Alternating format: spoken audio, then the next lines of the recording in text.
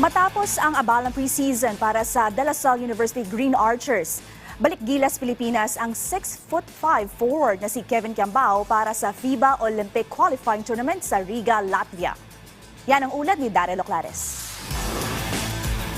Bagamat kagagaling lamang sa dalawang preseason tournaments, sa Gilas Pilipinas naman sunod na maglalaro ang De La Salle University star forward na si Kevin Kiambao. Ngayong buwan lamang nang pangunahan ni Kiambao ang Green Archers upang makuha ang kampyonato sa Pinoy Liga Collegiate Cup Season 3 at ang first runner-up finish sa Philoil Eco Oil 17th ECJ Pre-Season Cup. Ayon kay KQ, isang linggo lamang ang pahinga niya bago ang training camp ng pambansang kupunan sa June 22 para sa FIBA Olympic Qualifying Tournament na arangkada mula July 2 hanggang 7 sa Riga, Latvia. For me, sobrang hard na schedule.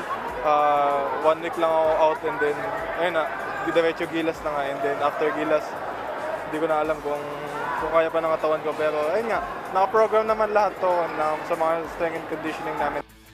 Huling naglaro ang 6'7" cager sa Gilas para sa FIBA Asia Cup 2025 qualifiers nito lamang Pebrero, kung saan siya nakapagtala ng averages na 12.5 points, 4.5 rebounds at 1.5 assists per game. Kaya malaki ang pasasalamat ni Kiambao sa panibagong pagkakataon na ibinigay sa kanya upang maging bahagi ng national team.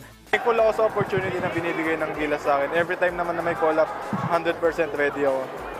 Matapos ang training camp sa darating na Sabado, sasabak si Kiambao at ang Gilas Pilipinas sa dalawang friendly game. Una kontra sa Turkey sa June 27 at huli laban sa Poland sa June 30.